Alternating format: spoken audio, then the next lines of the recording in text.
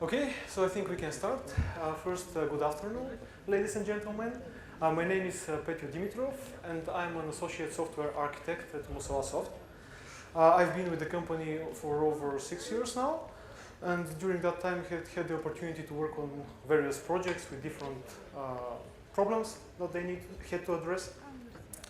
And yeah, from my experience, I come more from a developer background, and I know that this topic here is more quality assurance oriented, so I will ask for you to be gentle with me.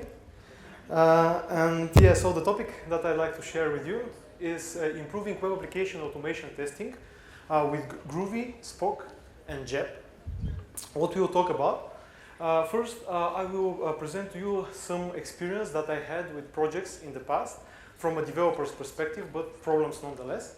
And I thought about them and tried to identify issues with them so that they can be pinpointed and in that way also addressed. So once we have identified the problems, I will introduce a testing framework that relies on Selenium or WebDriver, on Groovy, Spock and Geb. So we will see how these tools can be used to address our issues and also get a basic understanding of them if you haven't used them so far, so that you know something and can use it in your daily work. And at the end, we will also have a demonstration. So we will talk about WebDriver, Groovy, Spock and Geb. When I was preparing for the presentation, I thought of a sentence that characterized the technologies we're about to talk about now. And a friend of mine was kind enough to provide a visual background for it, so she created that collage that you see. So the sentence is a Starfleet science officer chats up an Egyptian goddess in a jazz club in the moon, which sounds funky, I admit, but it actually encapsulates all of the technologies that we will talk about. And as a refresher, I'd like to challenge you to map them. So what technologies do you see here in the sentence or on the screen? So to start with the easy one, we have a Starfleet science officer. Spock. Okay, great. So this is the Spock testing framework. So we have Star Trek fans in the house. Something else? Yep. So Geb is actually the Egyptian god of the earth, but I went with goddess to be more traditional in this scene. Next, something else? Sorry? Yeah, correct. Basically, Groovy is the programming language which comes from the slang term groovy for cool, but it actually originated in the 30s maybe, and is a jazz term meaning in the rhythm or something like that. And do you see anything else? Yeah? Speak up if someone thinks. So there's Selenium. Yeah, basically this is the moon, odd one out, basically what remained, which is the Greek goddess of the moon, and this is Selene. Selenium is the element and also the framework. So I think it's a nice mnemonic to remember the technologies, and I hope it stays with you. I took a lot of effort to convince my friend to create a collage. Basically, my previous project experience, as a developer, I worked in an integration project. So here we're talking various systems, web services, messaging, so not the kind of thing that you expected web testing to come up with. And indeed, we had a lot of web service tests, nice automation that the developers had prepared and that they developed and supported. But in a fraction of this application, we also had a web interface. And that interface was useful for setting up data, so we could set up test data for the other tests. And also some of the operations that we invoked had side effects that weren't visible in the responses. And this could be checked in the UI, so in the web UI. And for that reason, we asked, because I don't know anything at that stage at least, about web application testing, we asked the quality assurance colleague of ours to develop UI tests based on a paid platform that is quite popular, but yeah, I think quite difficult to use. But she did a great job and created these tests. And yeah, we had something working at that point. But the management took a decision and we moved the extension of these tests not to a quality assurance engineer, but to a developer. and he didn't know anything about the tool, but he hacked a lot of code into it. So the test grew to about 5 times the volume and a tenth of the quality. And also a lot of abstractions and code structures were added in there. And at the end, we were left with tests that weren't very usable. We took ownership back for them, but at that stage, yeah, they were in a very bad state. Basically, we had automation tests that, yeah, I didn't want to run. I prefer to do it manually, which is always a bad sign for automation tests. So yeah, this was our unpleasant experience at that point. So I was thinking what problems we had there. So there were various problems, but I identified several of them. First, usually quality assurance engineers and developers may use different tools for their daily work, which puts a barrier in knowledge sharing. So yeah, basically one doesn't know what the other exactly does. Also, code reuse is difficult in that case. And in general, the frameworks have a high learning curve, so it's difficult to get up to speed with them quickly. And this may not be a problem with a large project that is actually actively developed, but in our case, when we had more of a few people and we wanted them to be cross-functional, to be in the sense of Agile and Scrum, having these very different high learning curve frameworks was a problem. Another situation I can identify with this is a maintenance project where you don't have all the A guys working for it, and now a few other guys support it, and yeah, it's later in the life cycle, but a lot of software is supported that way. So these are the problems I identified, and I'll try to address them with presenting this testing framework. Basically, we have something classical. We have a web application, and we would like to test it with cross-browser, so as if different browsers are used. So in this step, we chose Selenium WebDriver. So a no-brainer solution because this is a very popular tool for that purpose. And also we wanted the test to be able to be run with different development environments and also to have continuous integration going. It's always a good thing. The other technologies that we added though try to address some issues with the WebDriver and basically provide us with an overall framework that is easy to use. So what we went with in the end. First, we have the Selenium WebDriver. So yeah, again, to repeat, a very popular technology in this sense. It offers this cross-browser automation testing very easily. It's even becoming a web standard. So basically, browsers certify for it so that they ensure that developers can use Selenium for testing their web applications. And here's a snippet of a test written clunkily by myself in Selenium WebDriver. And as you can see, it uses a Java API, as I'm most familiar with Java, to do a common test. So we are going to a URL, we are searching for an element in the document, we are sending some keys to it, and at the end we are finding a button and we are clicking with it. And there's nothing wrong with it. It's been used for quite some time now, and it's a good approach. And yeah, the good things are that it is proven, it is stable, and also it is still actively developed. Recently, we upgraded to a new version of Firefox, and there was waiting for us a new version of Selenium that works nicely with it, even though they made changes. However, I also saw problems with it. So for me at least, the code was a little bit verbose. So you write too much code, which can be a problem. It comes from the Java way to write things. So Java adds a lot of ceremony when we write code. It is more low level, so there's a lot of APIs that you should use and you need to learn them beforehand. And I'm a simple developer, I didn't want to learn that many things. At least for me, it was not a complete solution. So I wanted a framework that gives me boundaries and I can easily and quickly write tests in these boundaries, which is what frameworks are and help us with. So you can create such things yourself, but I wanted something readily made for myself.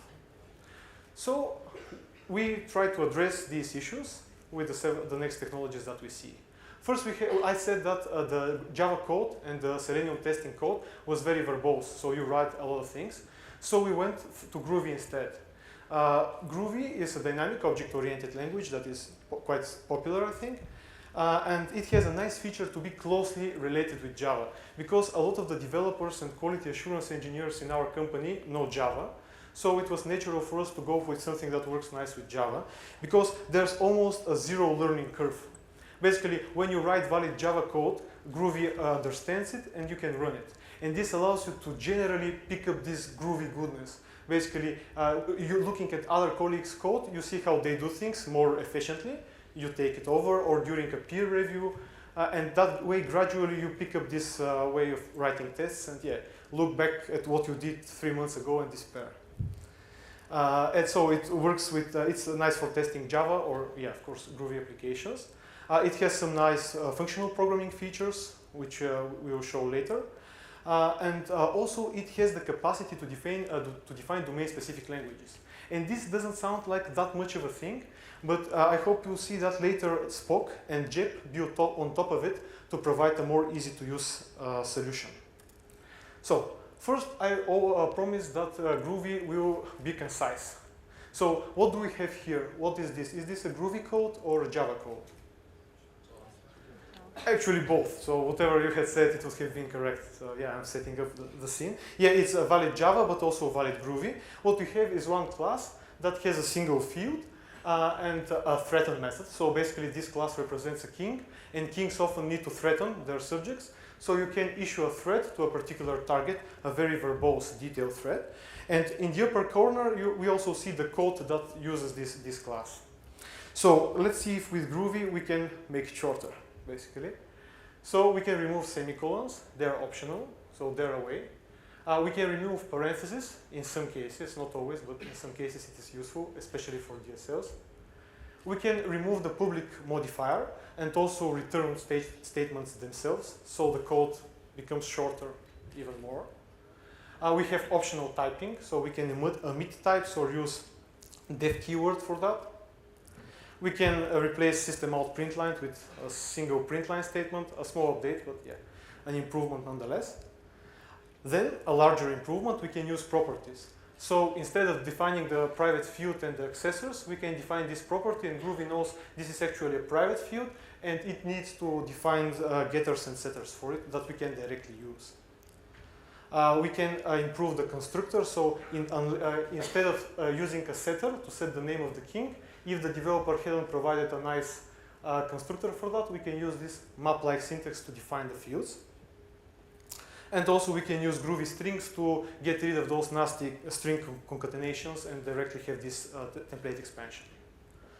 So as a summary, from this source class that was very verbose, and the threat in itself was very verbose on itself also, we get this Groovy code that is much more concise in its essence.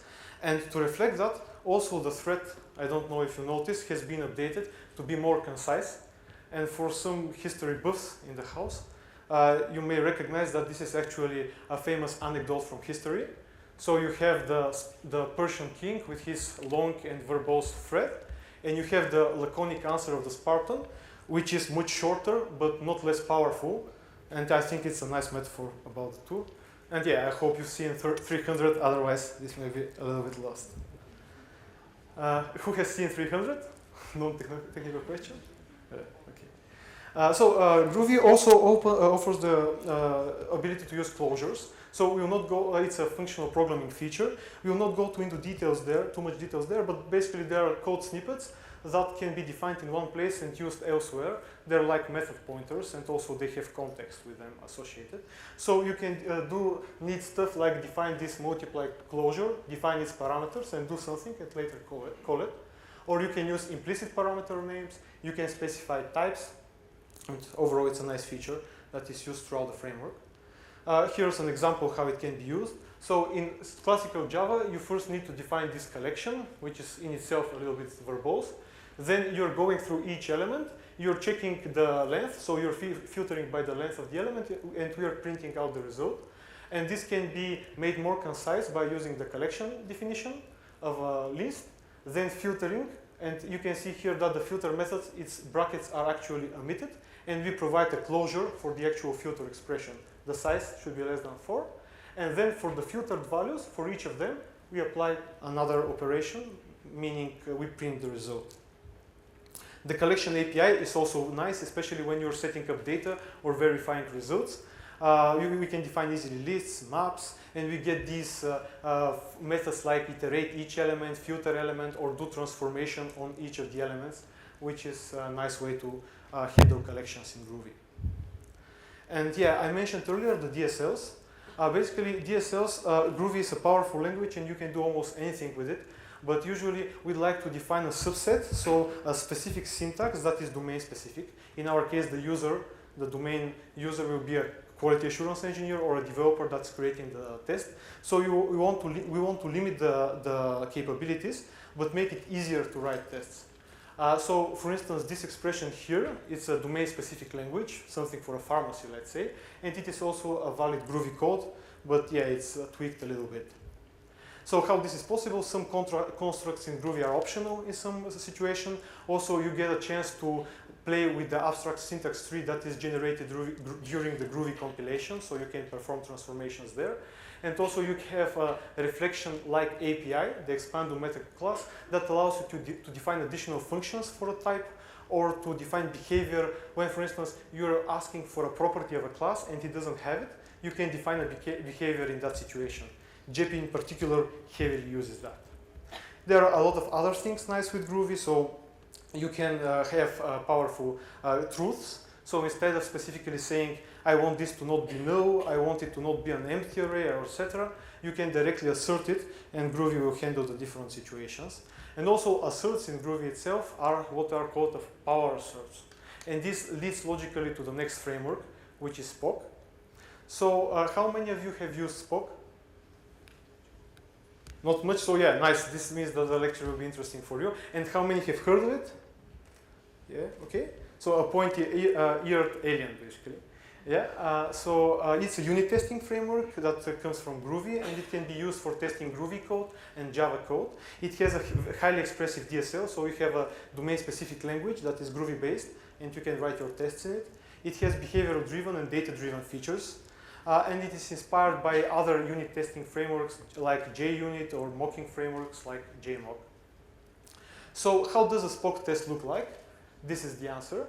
Basically, when we are defining a test, we are extending the specification class, and we are defining our test method here. Currently, we are looking at more of a unit test, so lower level developer stuff. The class itself is very simple to test. Basically, we are always returning blue for the uniform column, color. If you remember in Star Trek, different roles in the ship had different colored shirts. So science officers were blue, security officers were red, and often died. So basically what we have here is a test method. First you see that you don't need to use this camel case notation for the method name. You can express it more naturally in a string. And then you first fixture. So you first set up the test data in this setup method here. And then you provide your assert. So you expect something, and you don't have to write the assert itself. You just assert the condition, and the assertions will be made. Here, this is a valid Groovy code, but they're doing clever stuff with the way it is parsed. Basically, these are labels. If you remember, in Java, there were labels. So these are also labels. So I said there are power asserts. Power asserts were actually a feature in Spock, and it was later found successful and incorporated into the core Groovy language, which is nice. And this is why they were incorporated. So imagine that the condition here was green instead of blue, so we'll get a failure. But instead of a nasty stack trace, what we get is a graph that tries to explain what went wrong. So it sees uniform and tries to print it to us. But here I didn't provide a nice toString method, so this is nothing readable. But it sees the color property, it's a string, and it's shown. The comparison is false, and because they don't match, and this is the reason the assertion failed. And also here the framework played a little game of cows and bulls, if you remember, from your childhood, in order to give you the similarity rate and either pinpoint which letter were okay and which weren't. So this is a nice feature. So far you saw the blocks that are defined in a Spock test method. We have the setup, which sets up data for the test naturally. It can be even implicit, so it can be omitted. Next, we have the expect, which is very useful when we are testing pure functions. So something that doesn't have side effects. Because we can directly provide input parameters and the expected result, and we directly say this is the expected behavior of that function.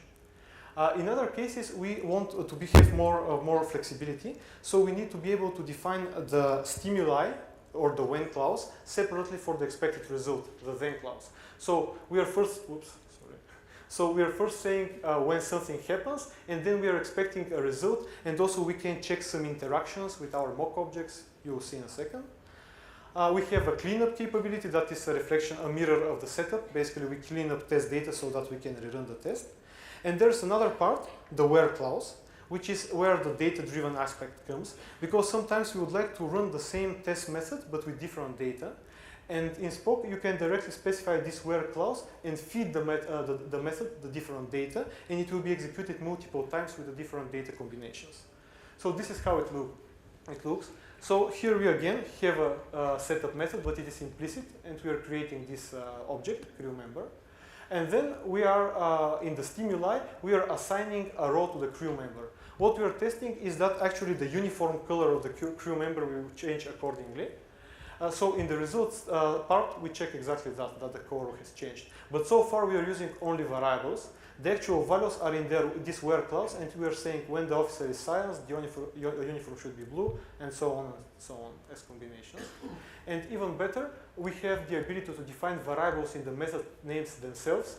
So when we are looking at the log, we can see a meaningful statement like the science officers were blue, security officers were red, which is our assertion. Also, another nice feature of Spock is the ability to provide these labels in the sections, so you can actually express the behavior you're trying to stimulate or to expect afterwards, which comes very nicely when we are doing reports, as I will show later. For developers more than quality assurance engineers, when we are doing unit testing, we sometimes need to model interactions. So we are actually feeding, so has any of you used mocking frameworks? Okay, so many of you have used them. So JMock is one such framework, Mockito. Spock actually incorporates this in the core language. So you can directly say, I am mocking a particular interface and inject it to the test object, as done here. And then we basically statically define what the method should return, but we can also check the interactions in a concise manner. So what we are doing here is we are assigning a crew member to a role. And for that purpose, we have a crew ID and a row ID.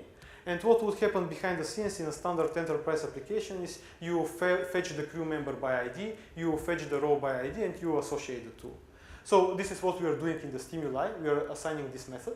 But since we are doing this white box testing where we have the details about the implementation, we can check the interactions. We can say that we expect this mock, this method with this data to be called exactly once and return this step as a result. And also we expect it to not be called ever again. And then we're doing something tricky for the other method invocation for the raw data access object. We are returning null. Because what we would like to test with this interaction is that actually our method throws an exception and it has the correct message in it. So this is a little bit of a lower level testing, but Spock offers these capabilities, which is important if you would like to use a similar tool set across the team. This is how the interactions look. Basically, you can specify cardinality, the mock object, the method that we are invoking, and specify the input variables and the respective result. And there's a lot of flexibility with it. You can specify ranges, particular values, use wildcards, or even inject closures in these parts to execute code instead of directly check a static variable. So far what we have seen is that we can reduce the code and simplify it with Groovy, and also we got this testing framework from Spock. What is remaining for us is the Egyptian goddess. So what we can do is see how this framework helps us. So Geb is a browser automation solution, and it can be used for UI testing, a web application, or even for screen scraping. Basically, you're parsing the site of your opponent and fetching the data, and then using it in your site, but changing it a little bit. So yeah, it's a possible thing to do.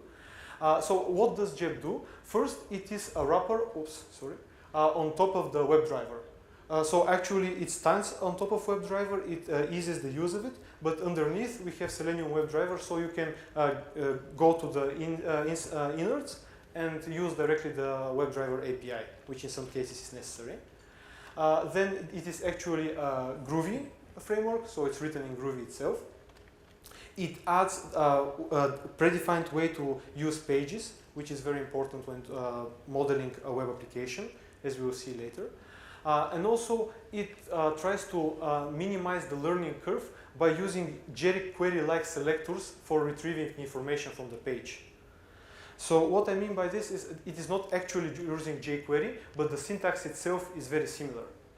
So basically in WebDriver you can use either XPath or CSS selectors for fetching content. Which one do you prefer in your experience? Okay, so I hear more CSS at the moment.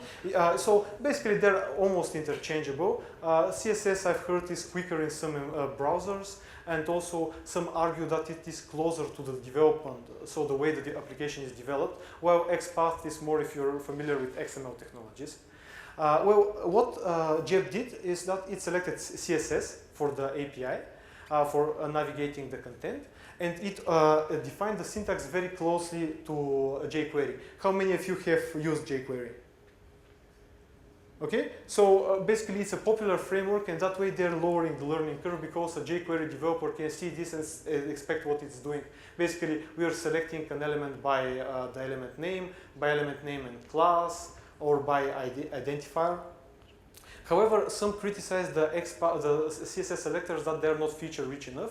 And what Geb does for this is that it offers a navigator API that allows us to actually, for instance, fetch the first matching element or a range, or use more of a structured way to filter by ID or another attribute instead of having to concatenate some CSS selector yourself.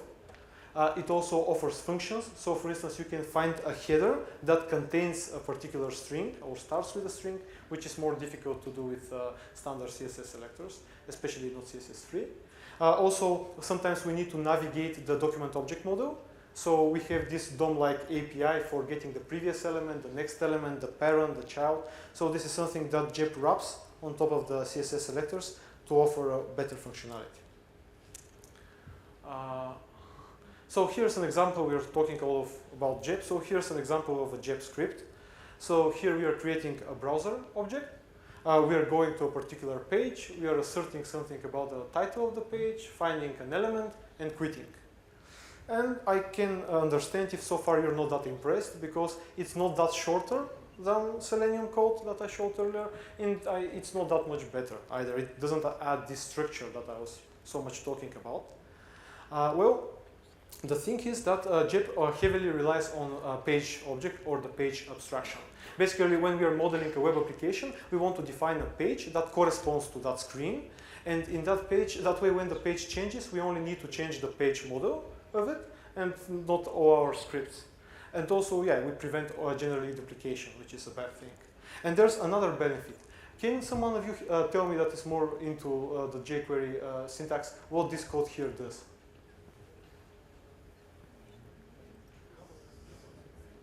Okay?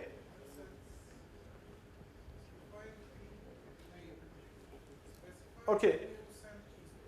Exactly. So you're finding one element, providing values, finding another element, providing values, and clicking button. But something that can be missed on this level is that this is actually a login form. But because the names were not that good, you can miss that. And this is something else that pages add, some semantic information. In this case, we have a Geb page, signified by the extending the page class here.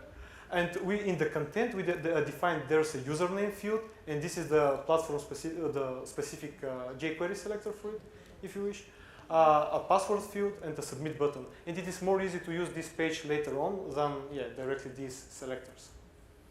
So in the page we define the state, and also we can additionally define methods that is functionality associated with the page. So for instance, I could have had a login method that directly sets the username and password and submits the form, so that you can do this with a simple method instead of setting all of them, which can be cumbersome. There are a lot of nice features to it. So for instance, capture, the image that you see, can take a little bit longer to appear because it went to a server to fetch the image and it's transferred. So we can specify this wait through. Basically, we are saying to the framework that it should wait a little bit for this capture, and later you will see how this is particularly defined.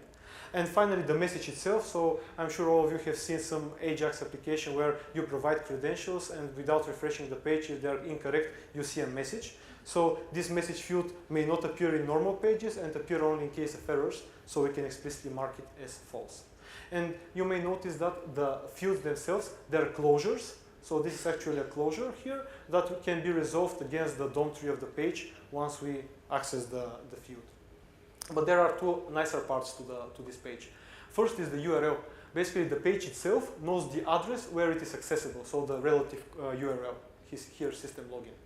And the other part is this add field, which is used for early failing. Basically, you want to be able to early check if this is the page that you wanted, and if not, to fail.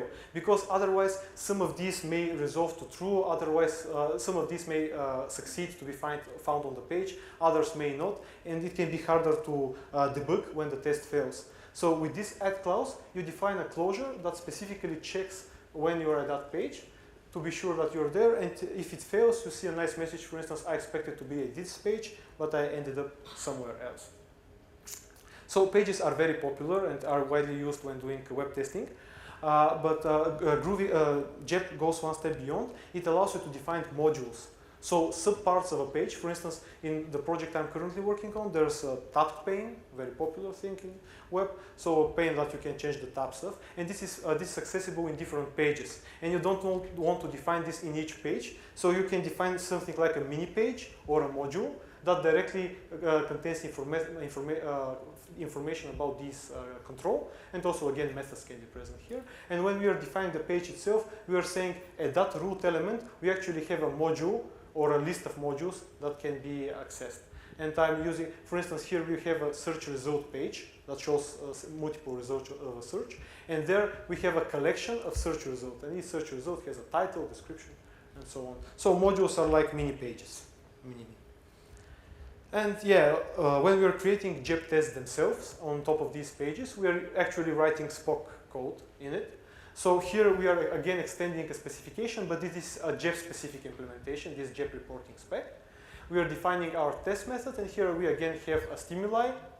We can directly say to some logging page. This is our DSL that Geb offers. And behind the scenes, this sees the relative context path of that page. It sees the absolute root, and it knows where to navigate. Then in this part here, we are actually checking actively that we are at that page, and we are actually checking if the captcha field exists, if that navigator field has appeared on the page. We can define a second method, so attempt login with incorrect password, where we are directly inputting, so we are using the field name, username and password defined in this page, login page, and we are directly inputting content to them, and we're clicking the button. So I didn't use directly a method, but a little bit lower level here. And at the end, we are still asserting that we are on the logging page because we were not able to log in with our incorrect pass. And we are also verifying that the message field contains the string incorrect credentials. Of course, in an actual test, this could be internationalized or stuff like that, but for the purposes of the demonstration, it serves well. So this is a way to define a Geb test, which is actually a Spock test, and it's written in Groovy. And this is a valid Groovy syntax. It just does some smart things behind the scenes to allow you to have this clean syntax. So waiting is a popular problem. You don't want to have, definitely you don't want to have sleeps directly in the test, because they will either be too slow or will be too brittle.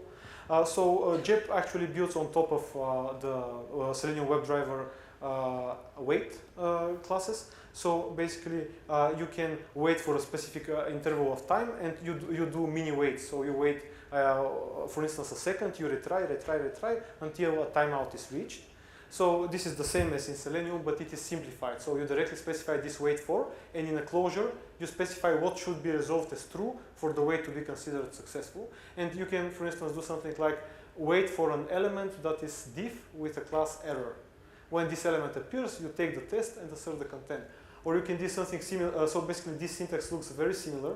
But what we are doing here is we are expecting an element diff with class error that contains a text with the message error to appear. And we are waiting. So there could be other diffs, other error classes, but we are waiting for this particular one. And also, we can hard code timeout and retry interval, but it's not a good practice. Interactions in rich internet applications are also common. So you're dragging something, you're holding keys. So WebDriver offers an API for this, but Geb simplifies it. It defines a mini DSL syntax where you can define interactions and explicitly state what you do. You press a key, you click something, you drag it somewhere and release it. So it's easier to express and read later on. And if you need very fancy stuff, you can go behind the hood and use the Selenium WebDriver classes directly. Also, you have access to JavaScript. again courtesy of Selenium WebDriver. But you can, instead of using some JavaScript executor, you have a field JS, and you can use it to access global variables and functions. And even better, since jQuery is very, very common now, and sometimes we want to execute specific methods on an element. For instance, if something is hidden in the page, the WebDriver may fail to find it. And this field may be visible only if you hover a button or you hover something else in the page. And this is hard to do in some tests. So what you can do is actually, you can find this input element with the Geb navigator. You can use this jQuery property, and this actually gives you access to the standard jQuery functions that can be used on an element. And you can, for instance, emulate a mouse over or a key down to simulate that, to enforce the thing to appear, so you can retrieve it also. Actually, behind the scenes, this is actually translating to a JavaScript execute statement, but it's doing it nicely integrated with the framework.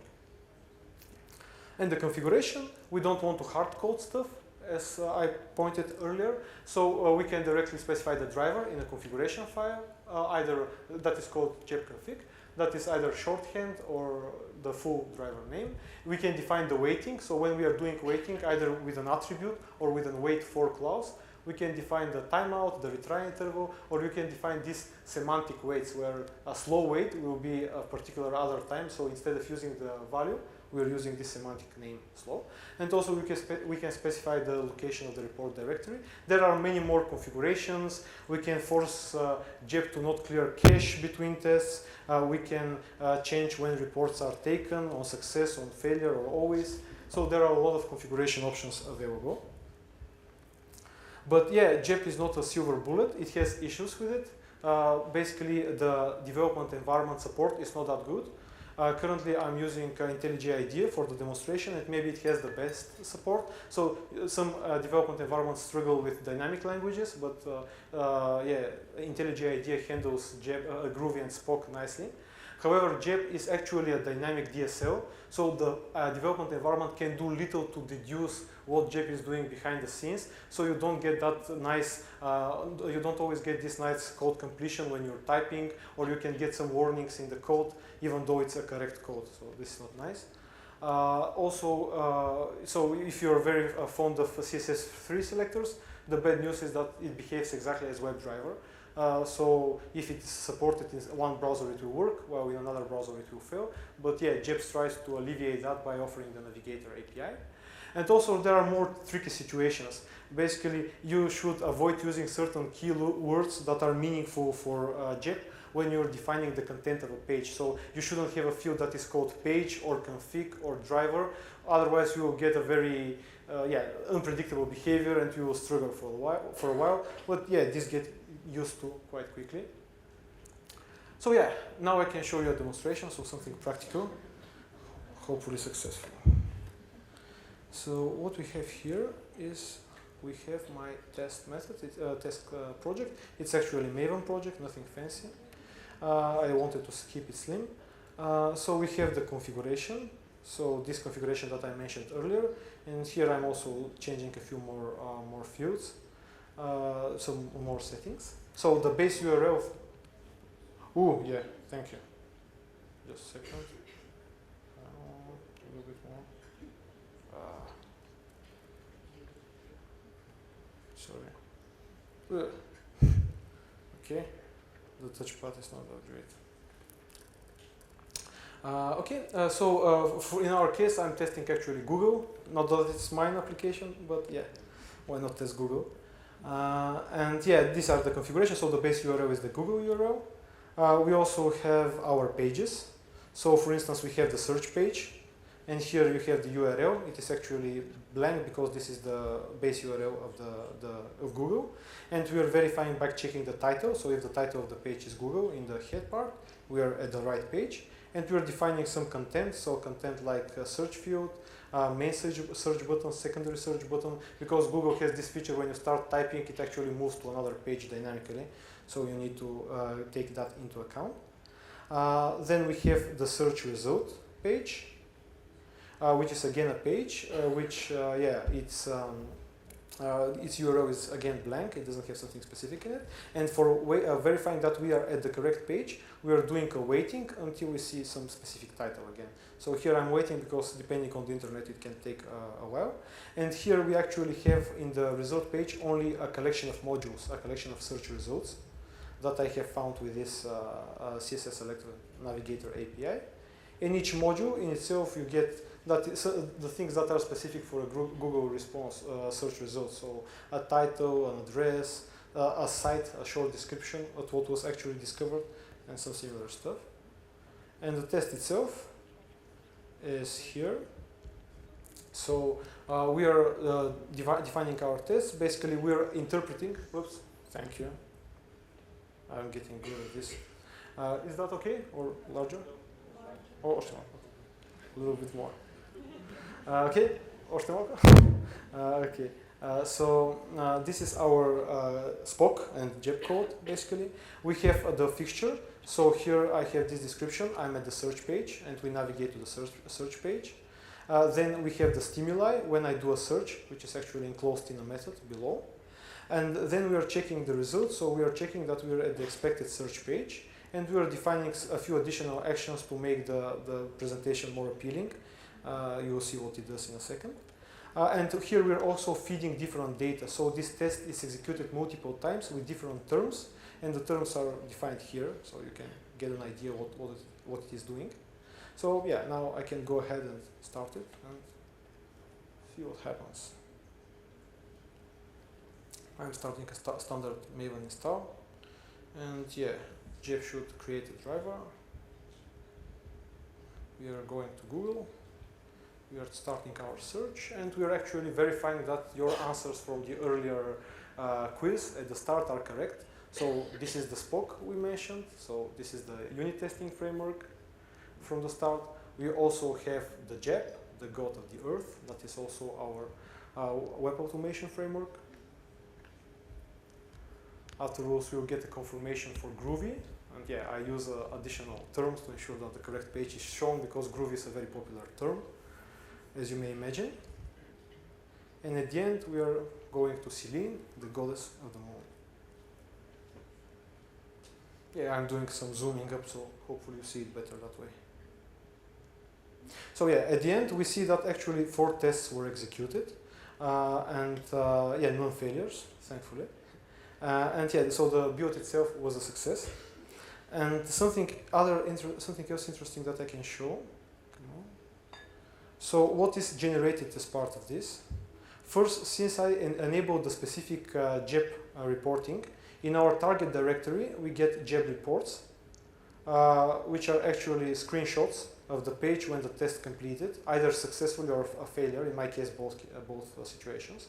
So if the application failed, you can see this page and hopefully get an idea what went wrong. And for reporting purposes, since you can define this behavior in the Spock test, what I added is I added an additional plugin to my Maven build that interpreted these additional commands that were added in our where clauses and when then clauses. So we get this report here. This report here. Yeah, in our case, it has a single application. It is very common and very reminiscent of JUnit reports.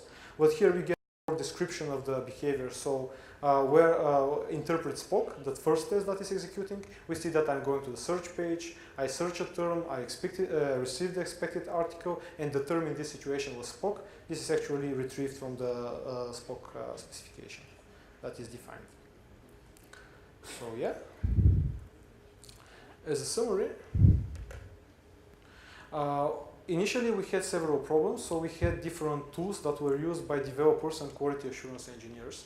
And with this approach, you can alleviate that to an extent. So if the application is actually a Java or a Groovy application, as is for instance in my current project, you can have the developers use more of the Groovy part and the Spock part for unit interaction testing, and a little bit of the Geb part to syntactically check pages. While quality assurance engineers can use more of Geb and Spock to define their acceptance tests, functional tests, or or other stuff. And in some cases, even go below the hood and use directly WebDriver API. So you can have a common set of tools to use and share knowledge between the teams. Also, certain artifacts can be shared. So for instance, the pages, they can be defined by a developer that defined the page itself. And later, a quality assurance engineer can directly use this page to navigate across our application. Another problem we had was the verboseness of the code. So with Groovy, we can do more with less and address that a little bit. We are lacking a framework, so a common framework for creating our tests. In this case, this is provided by Spock as the skeleton for testing, and Geb as a skeleton for UI testing with pages and modules and stuff. Finally, we said that the complexity was, the learning curve was high. So in Groovy, it's not that high, so this is better. And also, these domain-specific languages of Geb and Spock read naturally. So I think you agree that they can be more easily defined. So someone that is just introduced to the testing framework can start write tests and get more details later when he has time to investigate them. So yeah, this is how the framework addresses these issues. So do you have any questions?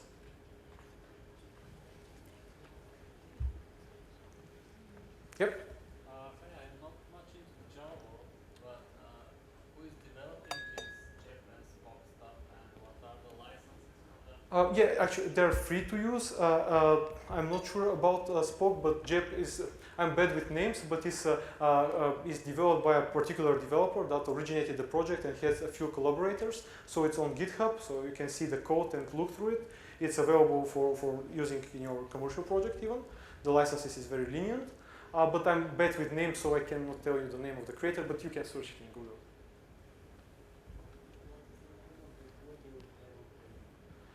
The Maven plugin for what? For generating the report? Okay, just a second, because yeah, I'm bad with names. And it was something funky. So it is, just a second, it is,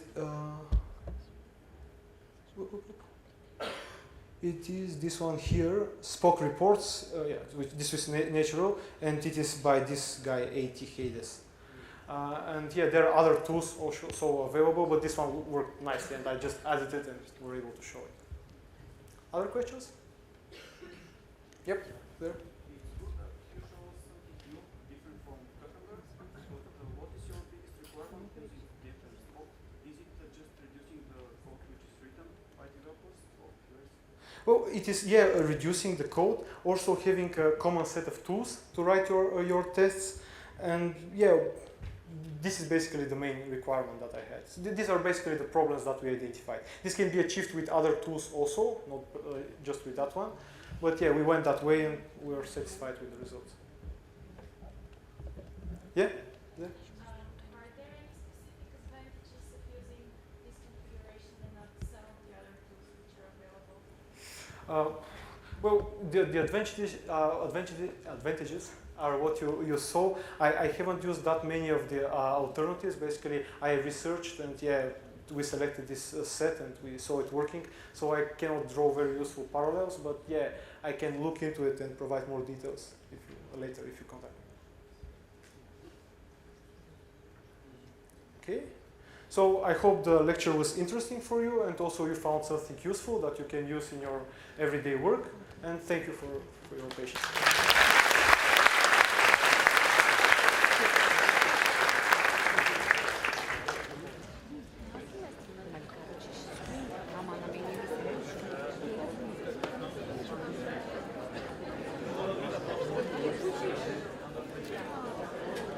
Не, наверное, такое выглядит.